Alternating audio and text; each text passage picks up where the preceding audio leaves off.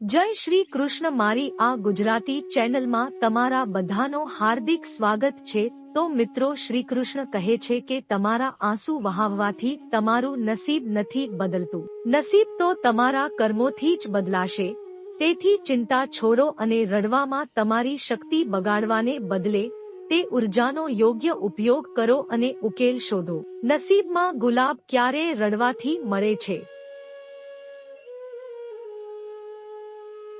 ગુલાબ મેળવવા માટે તો કાંટાઓમાંથી પસાર થવું પડે છે। હંમેશા હસતા રહેશો તો આ જિંદગી સવરતી જશે।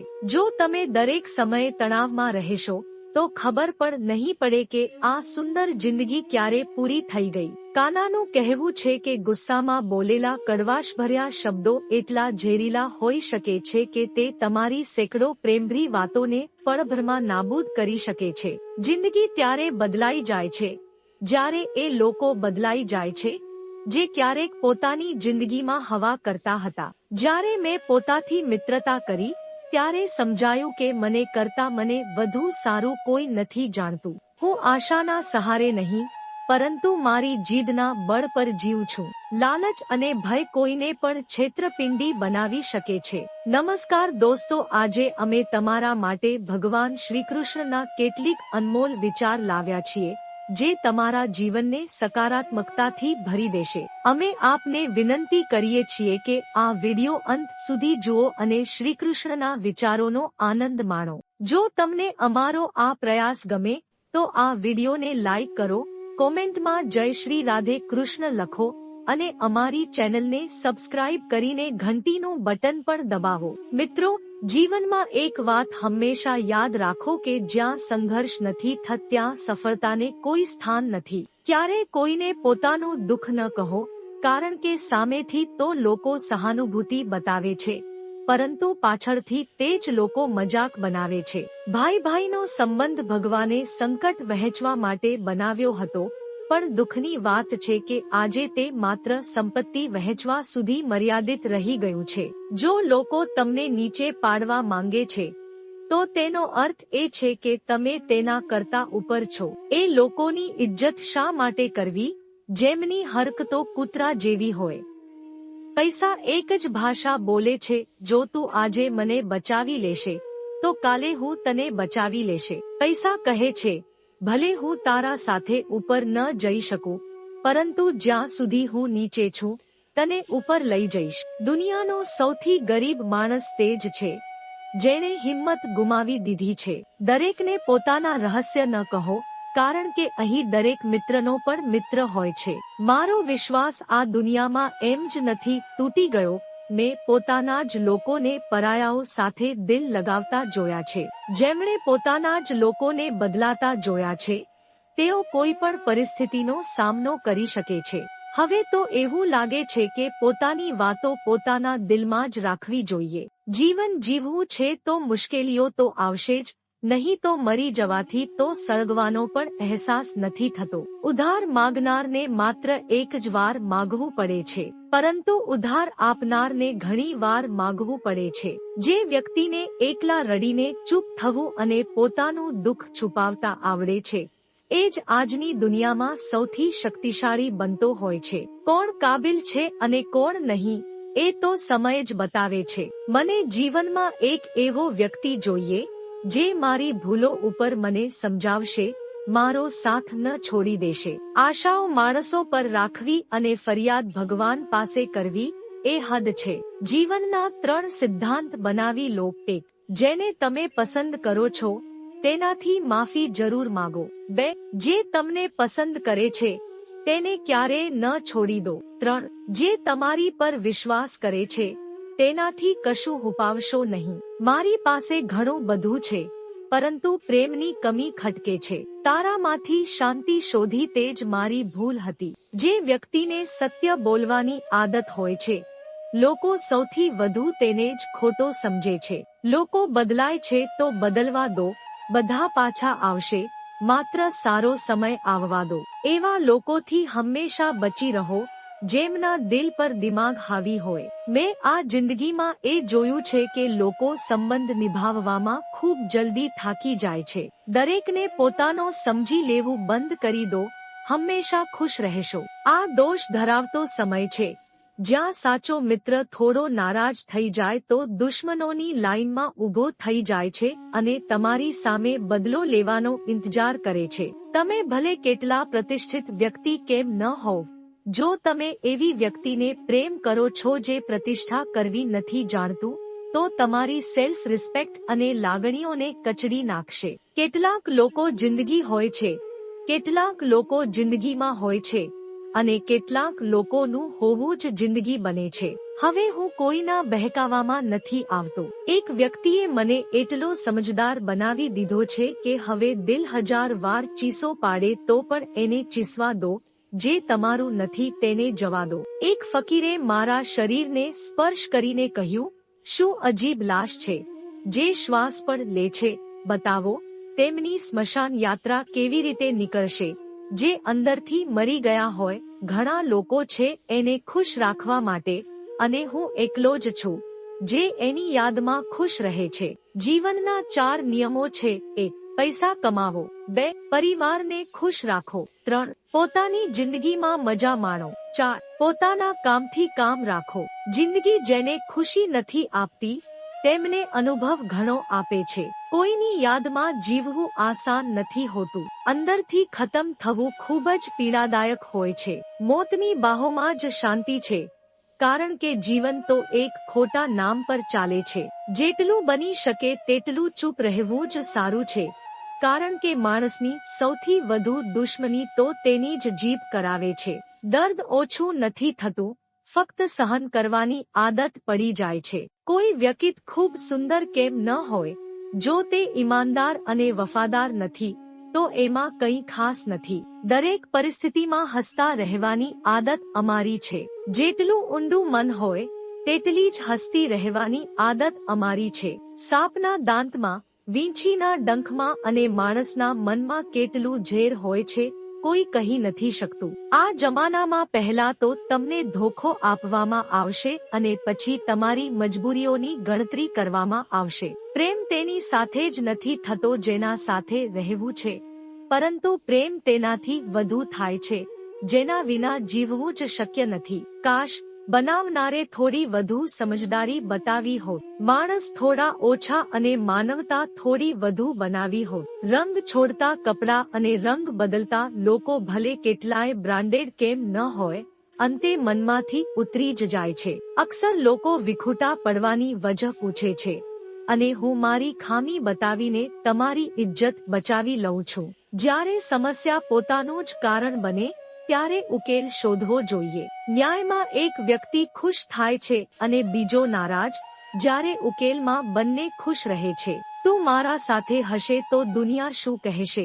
આ મારી એક જ ઈચ્છા છે અને તારું એક જ બહાનું છે. હું તારા પર નારાજ નથી, પરંતુ તું મને દિલગીર કરી ગયો છે.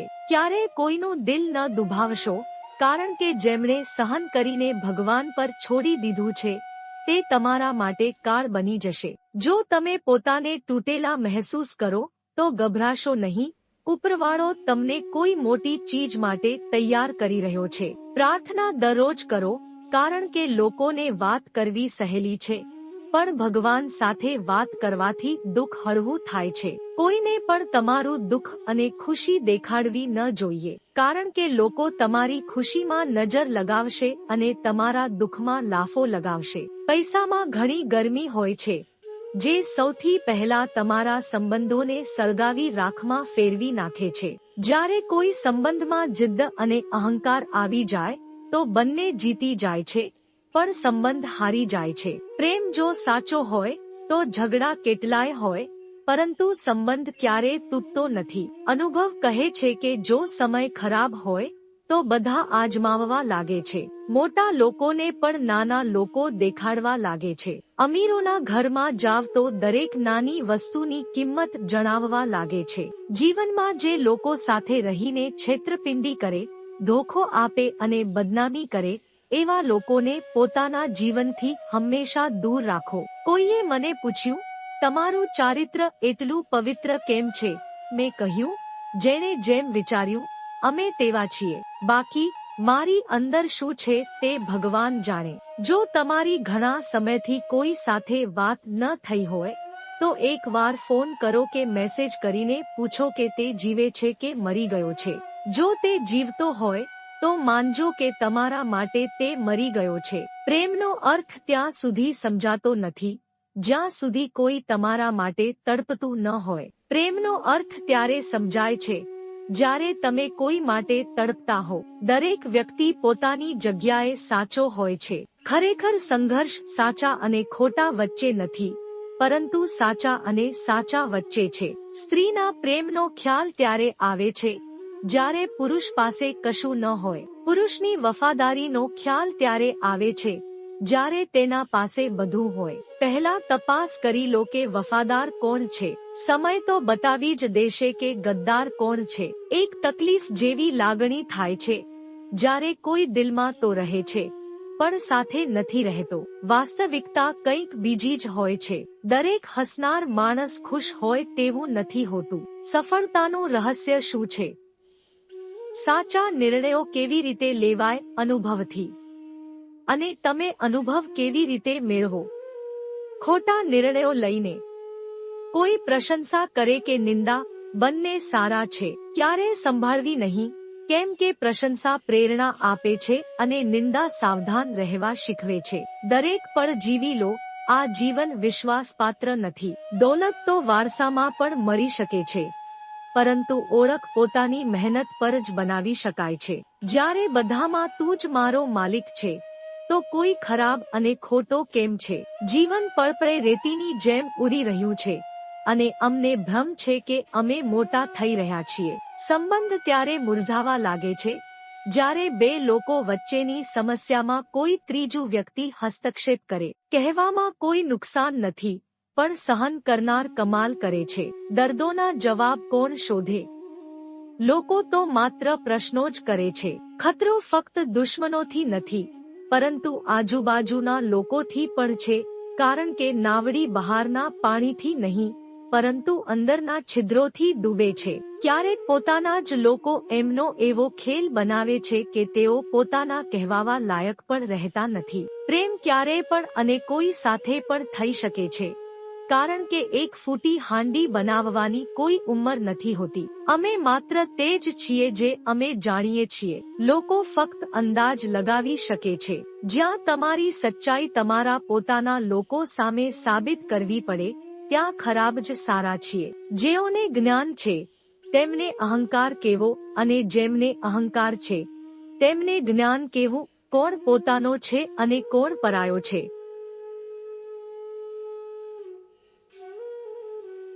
આ ખરાબ સમયે મને બધું શીખવી દીધું છે. હવે તો બધા જ પોતાના છે જે દગો આપે છે. પછી દુશ્મનોની તો વાત જ શું કરવી? મોહબ્બતની પોતાની જ નિર્દોષ જિદ્દ હોય છે. ચૂપ કરાવવા માટે પણ તે જ વ્યક્તિ જોઈએ જે રડાવીને ગયો હોય. આ દુનિયામાં સૌથી વજનદાર વસ્તુ અહમ છે, જેના નીકળતા જ મોટામાં મોટો સંબંધ પણ હળવો થઈ જાય છે. હવે શું કરશો મારા પાસે આવીને? તમે મને વારંવાર અજમાવીને ખોઈ દીધો છે. જે વ્યક્તિને આપણે ખૂબ જ પ્રેમ કરીએ છીએ એ જ વ્યક્તિ આપણા પર સૌથી વધુ ફાયદો ઉઠાવે છે કારણ કે તે જાણે છે કે અમારી કમજોરી શું છે. એટલા સમજદાર બનો કે કોઈને માફ કરી શકો પરંતુ એટલા મૂર્ખ ના બનો કે દગો આપનારા પર ફરીથી વિશ્વાસ કરી બેસો. જેને કોઈની પરવા નથી, વિશ્વાસ રાખો તેને કોઈ એકથી ખૂબ જ ફરક પડે છે. સચ્ચા દિલથી કોઈ જરૂરિયાતમંદની મદદ કરીને જુઓ. જો દિલને શાંતિ ન મળે તો કહેજો. જે જવાનું છે તેને જવા દો. જો આજે રોકાઈ પણ જશે તો કાલે થઈ જ જશે. કંઈક એવી વાતો કરો જેનાથી સ્પષ્ટ થાય કે હા, તમે મારા જ છો. કોઈને અવગણવું અને વ્યસ્ત રહેવું, આ બંનેમાં મોટો ફરક હોય છે. જેઓ માટે સપના જોવાનું મહત્વપૂર્ણ છે તેમને રાત નાની લાગે છે, જ્યારે જેમને સપનાઓ પૂર્ણ કરવા છે તેમના માટે દિવસ નાનો લાગે છે.